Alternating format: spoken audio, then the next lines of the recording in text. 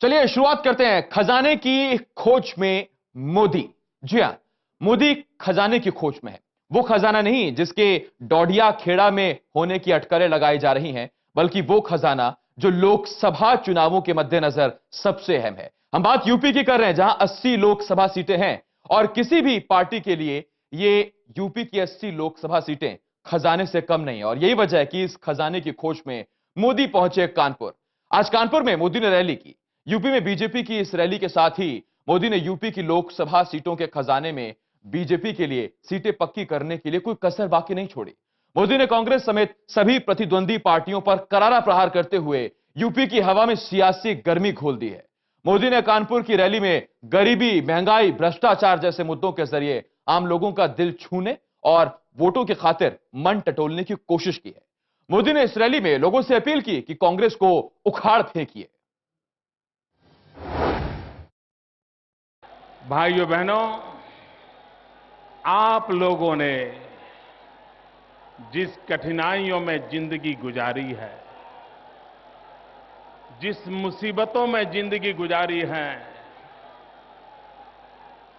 जिस संकटों से आपने जीवन को पार किया है, क्या आप अपने बच्चों को भी ऐसी जिंदगी जीने के लिए मजबूर करना चाहते हो? आप अपने बच्चों का भविष्य बदलना चाहते हो? आप उनके भाग्य को सुनिश्चित करना चाहते हो? अगर आपको अपने बच्चों के प्रति प्यार है, आपके नौजवान बेटी के प्रति प्यार है, और अगर आप उनका भविष्य उज्जवल चाहते हो, आज ही संकल्प करो, जिन्होंने आपको तबाह कर दिया, उनको आपके बेटों को तबाह करने का अधिकार नहीं दे। तो मोदी कह रहे हैं कांग्रेस को उखाड़ फेंकिए। मोदी इतने पर ही नहीं रुके।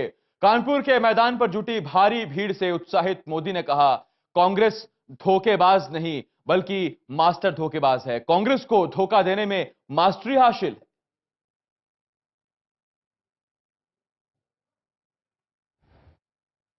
भाइयों बहनों, एक किस प्रकार से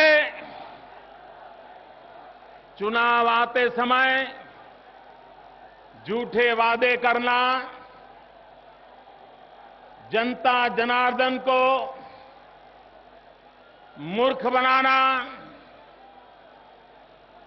जनता की आंख में धूल झोंकना, पिछले 60 साल से कांग्रेस पार्टी ने और उसको साथ देने वाले दलों में इसमें मास्टरी हासिल करके रखी है। और हर चुनाव में वे अगले चुनाव की बातें भुला देते हैं। मोदी ने कानपुर में कहा, कांग्रेस सरकार के राज में महंगाई और आम आदमी की परेशानियां दोनों चरम पर हैं। यह वक्त ऐसा है जब आवाम को कांग्रेस की वादा खिलाफी का करारा जवाब दिया जाना चाहिए। भाइयों बहनों, जब 2009 का लोकसभा का चुनाव हुआ, तब कांग्रेस पार्टी ने 100 दिन में महंगाई हटाने का वादा किया था। मेरा सवाल आपको समझ आ रहा है मित्रों?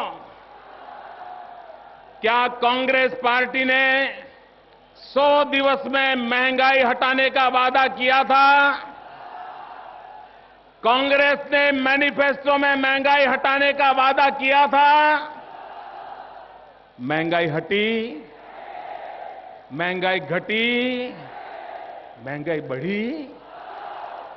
जिन्होंने वादा खिलाफी की है, क्या उनका हिसाब चुकता करोगे कि नहीं करोगे? चुन चुन करके ऐसे लोगों को साफ करोगे कि नहीं करोगे? मोदी ने इस रैली में यूपी का सियासी पारा चढ़ा दिया है। कांग्रेस पर निशाना साधते हुए मोदी ने कहा, कांग्रेस के राज में बच्चे महंगाई से बिलख रहे हैं, वो रात को रोते हैं, वो आंसू पीते हैं और उनकी मां उन बच्चों को देखकर रात भर बिलखती रहती हैं। भाइयों बहनों, क्या हालत कर दिया इन्होंने। आज गरीब के घर में चूल्हा नहीं जल रहा है। बच्चे आंसू पी के सोते हैं, रात रात रोते हैं, और मां बच्चों की हालत देख करके असहाय होकर के रात भर बिलख। मोदी ने कांग्रेस पर जमकर निशाना साधा और कहा कि कांग्रेस अहंकार में चूर है। उसे अपने अहंकार के आगे लोगों की परेशानियां नजर नहीं आ रही हैं। उसे अपने अहंकार के सामने लोगों की गरीबी दिखाई नहीं दे रही। गरीब को परेशान कर रही हैं, लेकिन उससे भी ज्यादा दुख की बात यह है, क्या कभी देश के प्रधानमंत्री ने महंगाई रोक नहीं पाने के लिए एक शब्द भी बोला है? क्या कभी मैडम सोनिया जी ने महंगाई कम नहीं कर पा रही इसके लिए दुख जताया है? क्या कभी उनके शहजादे ने भी कभी दो शब्द कहे हैं? ये क्यों हो रहा है मित्रों? ये इसलिए हो रहा है कि कांग्रेस का अहंकार 7वें आसमान पर है। उनको जनता जनार्दन की परवाह नहीं है। वे जनता की आवाज सुनने को तैयार नहीं है। वो अपने अहंकार में जी रहे हैं। अगर गलती हुई, कमी रह गई, जनता जनार्दन की अपेक्षाओं में खरे नहीं उतरे, तो कम से कम लोकतंत्र में उनका दायित्व बनता है कि वो जनता के पास जाएं, जनता को कहें कि हमने कोशिश की लेकिन महंगाई कम नहीं हुई। लेकिन भाइयों बहनों, ये इनका अहंकार इतना है कि उनको जनता जनार्दन की परवाह नहीं। लीजिए, मोदी ने कांग्रेस पर निशाना साधा और कहा कि कांग्रेस अहंकार में चूर है, उसे जनता जनार्दन की परेशानियों से दिक्कत नहीं है। मोदी ने कानपुर से यूपी में अपने चुनावी अभियान की शुरुआत की है, आगाज किया है। मतदाताओं को लुभाने के लिए मोदी ने यहां कई अंदाज दिखाए, उनके कई अंदाज दिखे। मोदी का एक अंदाज था जब वो सोनिया, मनमोहन और अखिलेश पर निशाना साध रहे थे, लेकिन जब वो अपने आप को रैली में आए लोगों से कनेक्ट करने की कोशिश कर रहे थे तो उनका अंदाज दूसरा नजर आया। देखिए ये मोदी का जुदा अंदाज, जहां वो तमाम दर्शकों से, तमाम श्रोताओं से कनेक्ट करने की कोशिश कर रहे हैं। इसमें भी मोदी का अपना एक मिजाज है, सुनिए जरा। भैया आपका ये बैनर नीचे रखो, पीछे वालों को दिखता नहीं है। आपका प्यार मुझे मंजूर है। ये बैनर नीचे रखो मित्रों, औरों को क्यों पीछे परेशान करते हो? प्लीज जरा इनको समझाइए जो बैनर ऊपर करके बैठे हैं। जरा नीचे करो भैया, नीचे करो बैनर को। मेरी बात वहां सुनाई देती है? हाँ नीचे कर दीजिए, पीछे औरों को परेशानी हो रही है भैया।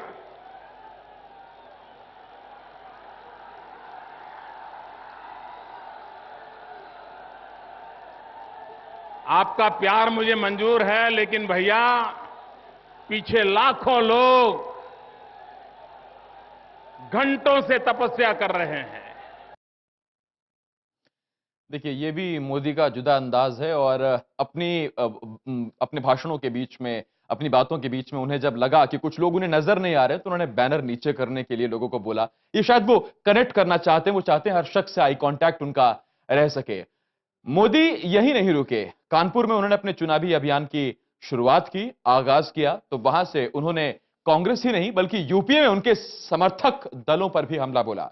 उन्होंने यूपी सरकार यानी कि सपा और विपक्ष में बैठी बसपा पर भी निशाना साधा है। कैसे उन्होंने तिकड़ी पर हमला बोला है, ये आपको सुनवाते हैं। उत्तर प्रदेश की कानून व्यवस्था क्या है? पिछले 1 वर्ष में 5,000 से अधिक निर्दोष लोगों की हत्याएं हुई है। आप कल्पना कर सकते हो, एक राज्य में एक साल में 5,000 से अधिक लोगों, निर्दोष लोगों की हत्या हो जाए, और फिर भी उत्तर प्रदेश की सरकार अपनी वोट बैंक की राजनीति में अपने खेल खेलती रहती है।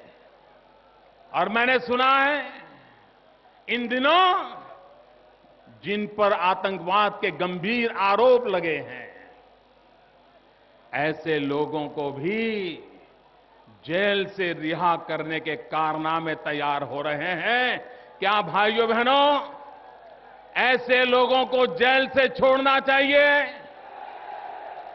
क्या कानून को कानून का काम करने देना चाहिए? क्या वोट बैंक की राजनीति के लिए ये देश की सुरक्षा के साथ खिलवाड़ करना चाहिए? क्या उत्तर प्रदेश में जो ये प्रवृत्ति चल रही है, इनको करारा जवाब देना चाहिए कि नहीं देना चाहिए? प्रधानमंत्री और सोनिया जी का नाम लिए उसका कोई मीडिया रिपोर्टाज होगा नहीं। इसके अलावा उनके अपना कुछ सोच विचार है क्या? हर रैली में हमारे नाम लेके मातम करता है।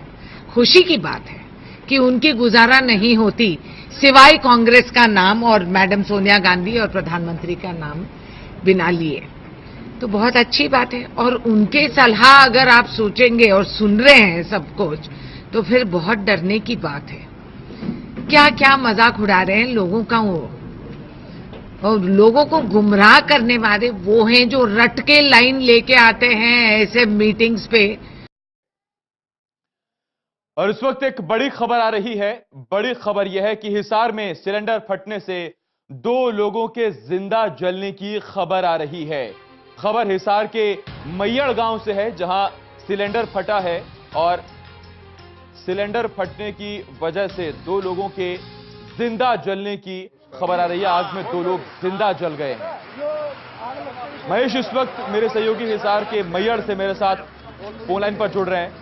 महेश, विस्तार से बताएं कैसे हुआ यह हादसा और क्या स्थिति वहां? देखिए, हिसार के मैयड़ गांव की ये घटना है। दिल दहला देने वाली वारदात यहाँ पर सामने आई है। शाम के समय एक जो परिवार है, मजदूर परिवार था, ये खाना पकाने का काम कर रहा था कि उसी समय गैस लीक होने की वजह से कमरे में जबरदस्त एक धमाका सा हुआ और आग की लपटों में पूरा जो कमरा था झुलसने लगा। आसपास के लोग जो है वहां पर पहुंचे और उन लोगों ने हालात को संभालने की कोशिश की, लेकिन 2 लोग बुरी तरीके से आग की लपटों में वहां पर झुलस रहे थे। रीतू करीब 15 साल की लड़की, 10वीं कक्षा की छात्रा थी, और राधे श्याम जो एक मिल मजदूर है, 30 साल इसकी उम्र थी। दोनों बुरी तरीके से झुलस रहे थे। आसपास के लोगों ने इन्हें जो है आग बुझाने की जबरदस्त कोशिशें वहां पर की, लेकिन जो लोग थे नाकाम वहां पर हो गए। दोनों नीतू माफ कीजिएगा, नीतू जो है वहां पर जिंदा जल गई और राधेश्याम 30 साल जिसकी उम्र है, दोनों वहां पर जिंदा जल गए। और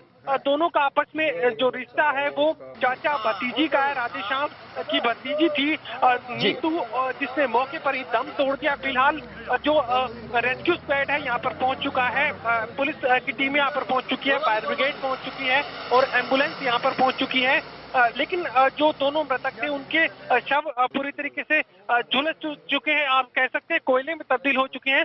पुलिस की फोरेंसिक टीम को यहाँ पर बुलाया गया जिससे ये समझा जा सके कि आखिर आग लगने के असल कारण क्या थे। फिलहाल जो रेस्क्यू स्क्वाड है यहाँ पर पहुंच चुका है, अपनी कार्रवाई को अंजाम दे रहा है। आसपास के लोगों का कहना है कि उन्हें यहाँ पर आग की लपटें दिखाई दी। करीब 35 मिनट तक बचाने की जो कोशिशें हैं वो चलती रही, लेकिन आखिरकार जो लोगों की जो कोशिशें थी वो नाकाम हो गई और जो नीतू है 15 साल की, राधेश्याम, दोनों ने फिलहाल दम तोड़ दिया है। जी, बहुत शुक्रिया इस तमाम जानकारी के लिए। इस वक्त महेश मेरे सहयोगी हिसार से इस बड़ी खबर पर जानकारी दे रहे थे।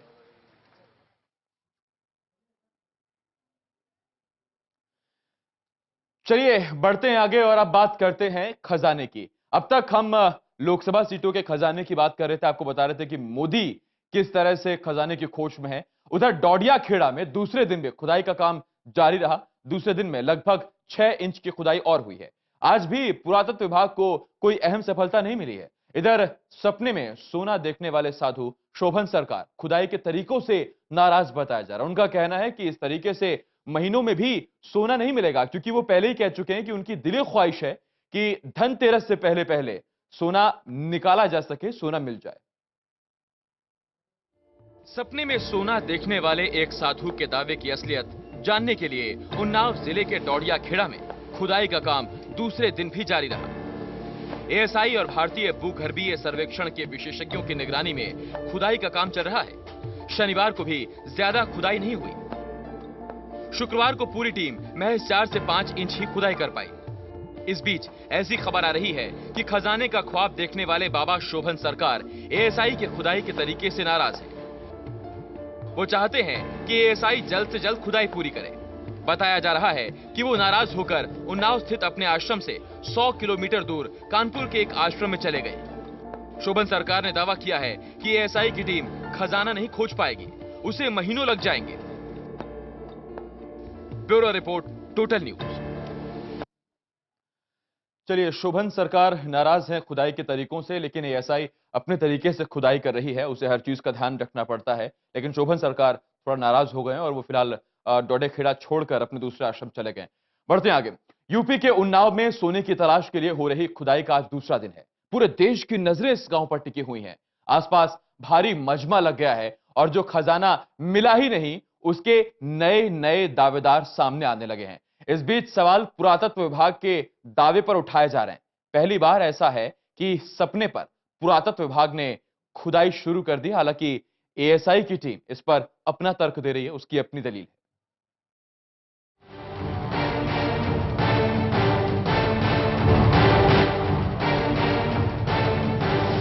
सवालों के घेरे में एएसआई है, जिसने किसी बाबा के सपने के आधार पर खुदाई का काम शुरू कर दिया है। एएसआई के सामने कई सवाल उछाले जा रहे हैं, जैसे आस्था को विज्ञान से ऊपर क्यों मान लिया गया। अभी तक चुप्पी साधे बैठी एएसआई अब लगातार सवालों के बाद सफाई देने लगी है। एएसआई का कहना है कि उसने सपने के आधार पर नहीं, बल्कि जियोलॉजिकल सर्वे ऑफ इंडिया की रिपोर्ट के आधार पर खुदाई का काम शुरू किया है। अब पुरातत्व विभाग जियोलॉजिकल सर्वे ऑफ इंडिया की रिपोर्ट के आधार पर खुदाई शुरू करने का दावा कर रहा है। जांच रिपोर्ट के मुताबिक 29 सितंबर को जीएसआई डीजी को चिट्ठी मिली। कृषि राज्य मंत्री चरणदास महंत के सचिव ने यह चिट्ठी लिखी। चिट्ठी में संभावित खजाने की जांच करने की अपील की गई। आइए आपको बताते हैं वो रिपोर्ट क्या कहती है, जिसके नाम पर एएसआई खुदाई करने का दावा कर रही है। 3 और 4 अक्टूबर को 12 सदस्यीय जीएसआई टीम ने शुरुआती जांच की। जांच टीम के हेड उत्तरी डिवीजन सुपरिटेंडिंग भूगर्भ शास्त्री एसके मिश्रा थे। टीम में सुपरिटेंडिंग भूगर्भ शास्त्री नरेंद्र सिंह, अनिल कुमार सिंह, एमके राय, संजय कुमार सिंह, वरिष्ठ भूगर्भ शास्त्री आलोक कुमार, शंभुनाथ और यूके द्विवेदी शामिल किए गए। क्षेत्रीय भूगर्भ इलाके की मिट्टी और जमीन के भीतर के पदार्थों की जांच की गई। भूगर्भ सर्वे के दौरान जब कंटूर मैप तैयार किया गया तो उसमें जमीन के भीतर ऐसे पदार्थों की संभावना लगी जो ऊर्जा के अच्छे संचालक साबित हो सकते हैं। उनमें 4 छोड़े जाने पर तरंगे पैदा हुई। जांच टीम ने शुरुआती जांच के बाद पाया कि जमीन के भीतर ज्यादातर हिस्से में समान मैग्नेटिक वैल्यू है, लेकिन 10 से 20 मीटर चौड़ा और 5 से 20 मीटर गहरा इलाका ऐसा है जहां समान मैग्नेटिक फील्ड नहीं है। ये दिखाता है कि यहां सोना, चांदी या कोई मिश्रित धातु हो सकता है। इसकी जांच के लिए यहां खुदाई होनी चाहिए। इसी रिपोर्ट के बाद यहां खुदाई शुरू की गई। लोग सोते हैं तो सपना देखते हैं, लेकिन एक साधु ने सपने में सोना देखा है, जिसके बाद एएसआई अपनी गैंती फावड़ा लेकर सपनों का सोना तलाश रहा है। पुरातत्व विभाग कह रहा है कि हम सपनों का सोना नहीं खोज रहे, हम वो मेटल ढूंढ रहे हैं जो जीएसआई की रिपोर्ट में है। अब ये मेटल सोना भी हो सकता है और नहीं भी। Bureau report, total news. Unnao के डोडिया खेड़ा के राजमहल में हो रही खुदाई से अभी भले ही रत्ती भर भी सोना नहीं निकला हो, लेकिन कथित खजाने के तमाम दावेदार खड़े हो गए हैं। इलाहाबाद के जमुनीपुर गांव के कुछ परिवारों ने भी खुद को डोडिया खेड़ा के राजा राव राम बख्श सिंह का वंशज बताते हुए खजाने पर अपना दावा ठोक दिया है। वो एक कहावत याद आती है कि सूत मिला ना कपास और जुल्हों में हो गई लट्ठम लट्ठा।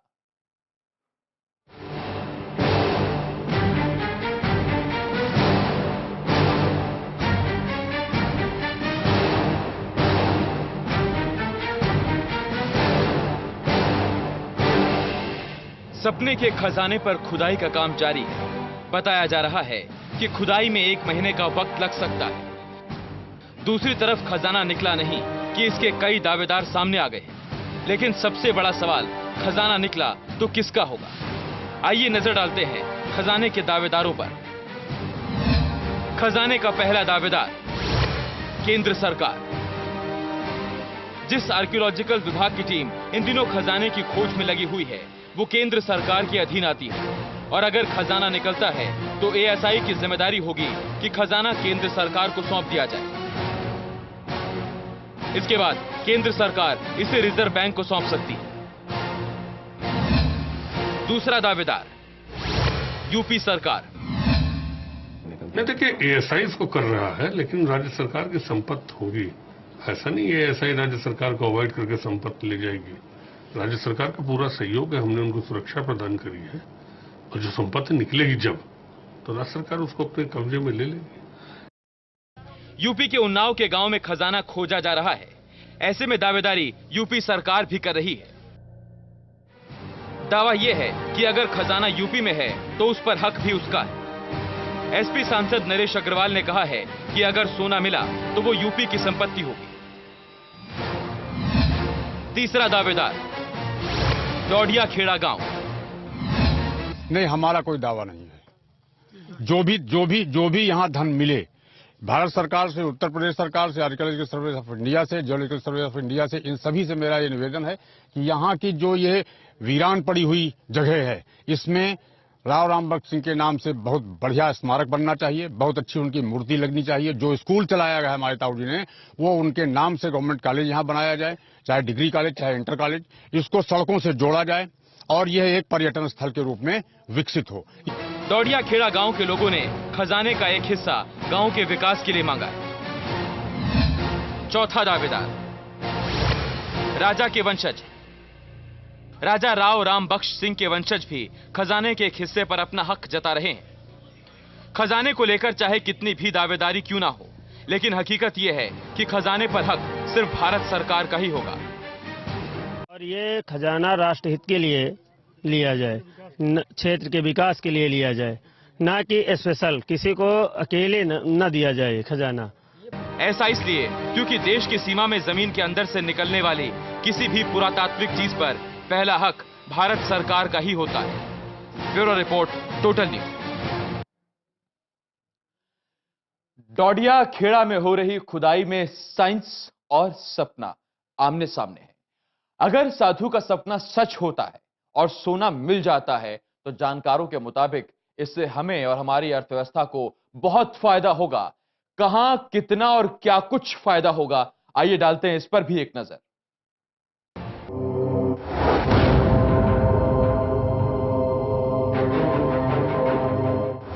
अगर 10 ग्राम सोने की कीमत 30,000 रुपया मान लेते हैं तो 1 किलो सोने की कीमत 30 लाख होती है। इस हिसाब से सोने के खजाने की कीमत 3 लाख करोड़ रुपए बैठती है। सरकार भोजन की गारंटी पर करीब 90,000 करोड़ रुपए खर्च कर चुकी है। अगर इस पैसे को हाल ही में लागू भोजन की गारंटी स्कीम से जोड़ते हैं तो इतने पैसे से एक अनुमान के मुताबिक 3 साल की भोजन की गारंटी सुनिश्चित हो जाएगी। 1,000 टन सोने से हमारा रिजर्व बैंक अमीर हो जाएगा। अभी हमारे रिजर्व बैंक के पास 550 टन सोने का रिजर्व है और इस मामले में आरबीआई दुनिया में 11वें नंबर पर है। खजाने से मिलने वाले सोने को जोड़ देने पर आरबीआई दुनिया में 8वें नंबर पर आ जाएगा। रिजर्व बैंक के पास जितना सोना है उससे 3 गुना ज्यादा सोना डोडिया खेड़ा की जमीन में दबा हुआ है। इस बात का दावा साधु शोभन सरकार ने किया है। शोभन सरकार की इच्छा है कि धनतेरस से पहले सोना सरकार के खजाने में चला जाए। आयात बिल घट सकता है, सोना आयात करने की जरूरत नहीं पड़ेगी। दावे के मुताबिक सोना मिला तो भारत को अगले 434 दिन तक विदेश से सोना आयात करने की जरूरत ही नहीं पड़ेगी। फिलहाल कल्पनाओं की उड़ान उस सोने के कंधों पर सवार है जिसे एक साधु ने देखा है। हकीकत सामने लाने में एएसआई को लगभग 1 महीना लग सकता है। Bureau report, total news. और यहां एक छोटे से ब्रेक के लिए रुक रहे हैं। डोडिया खेड़ा में खजाना मिला या नहीं मिला, लेकिन हमारे पास खबरों का खजाना है और वो खजाना हम इस ब्रेक के बाद खोलेंगे। इस ब्रेक में आपको देश दुनिया की तमाम बड़ी खबरें दिखाएंगे फटाफट अंदाज में, और ब्रेक से लौटते ही आपको बताएंगे कि टीम इंडिया के गेंदबाजों ने मोहाली में कैसे लुटो दी डुबिया।